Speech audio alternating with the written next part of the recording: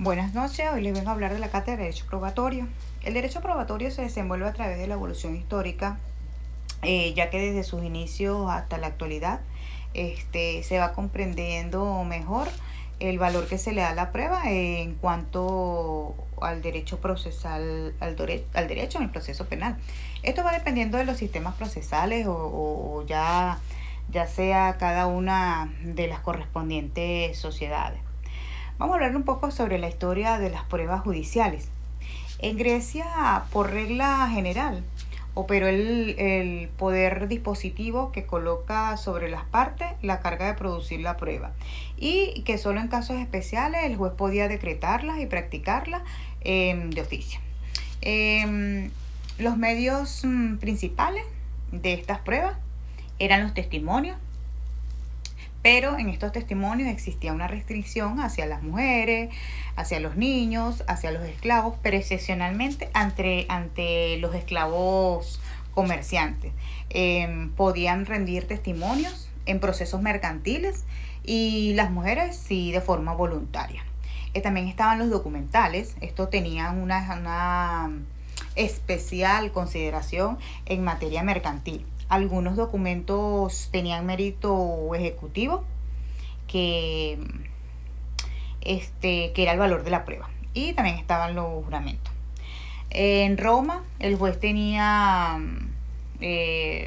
carácter de árbitro con absoluta libertad para apreciar o valorar las pruebas aportadas por las partes. También estaba el testimonio, que esto fue inicialmente la prueba exclusiva, pero más tarde admitieron los documentos, también admitieron los juramentos, estaban los reconocimientos personal por el juez y los indicios.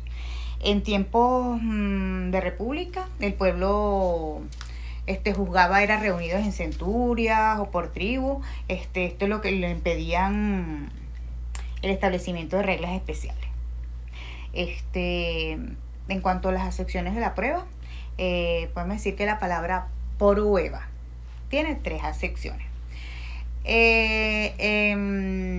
Una es alude a demostración de la verdad de un hecho, de su existencia o de su inexistencia. 2, se refiere a los medios o pruebas, o sea, los medios de convicción que estén considerados en sí mismos. Y 3, habla de la prueba para referirse al hecho mismo de su producción, a la circunstancia de hacerla valer ante los tribunales.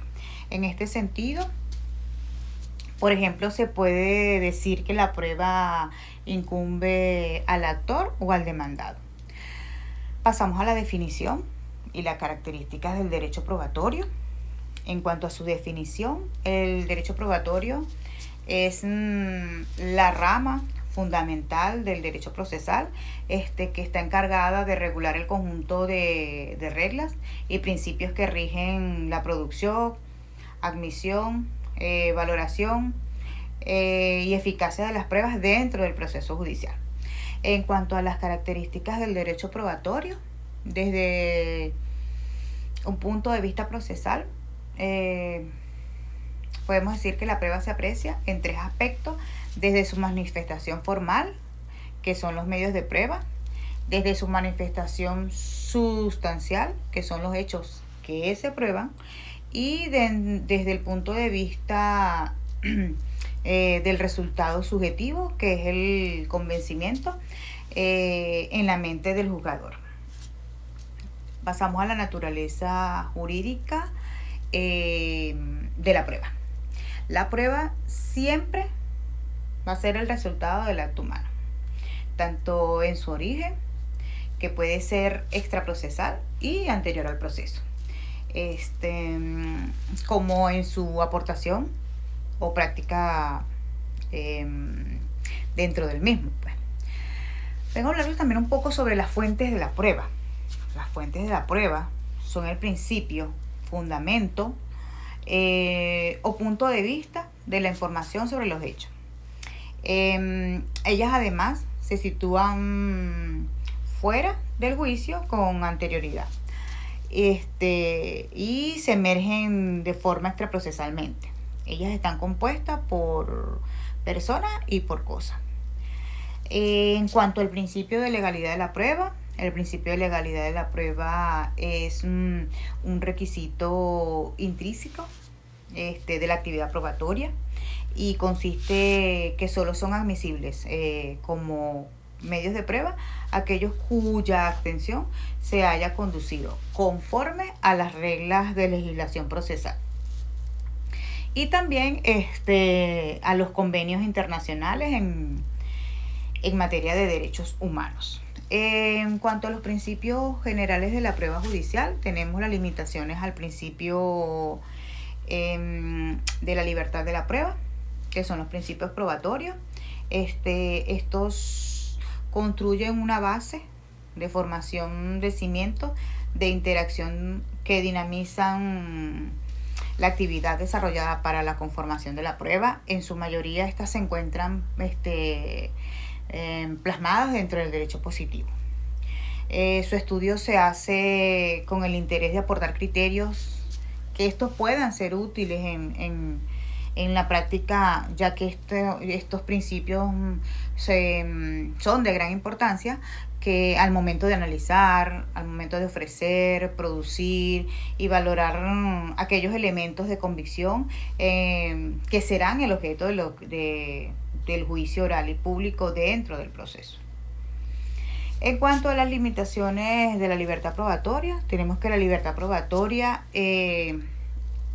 como principio no es absoluta y posee algunas limitaciones, como son las genéricas, que son muy pocos hechos y que expresan una limitación legal, no es objetivo de la prueba. Tenemos la específica, en este caso concreto, puede ser objetivo de las circunstancias que no están relacionadas con lo que originó este proceso. En cuanto a los sujetos y los órganos de los objetos de prueba, tenemos que los sujetos de prueba son sujetos de ensayo, son los sujetos humanos, participantes y voluntarios, que ellos, esto se utiliza como sinónimo para referirse a aquellas personas que se prestan voluntariamente a tomar parte de los estudios clínicos. En cuanto al órgano de la prueba, esto es a toda persona portadora o formadora de la información que sirve para establecer la veracidad o en caso falsedad de los hechos del proceso, como por ejemplo el testigo o también el experto. Y el objeto de la prueba es la materia, sustancia, cuerpo, persona o cosa sobre la que se practica una prueba. Muchas gracias.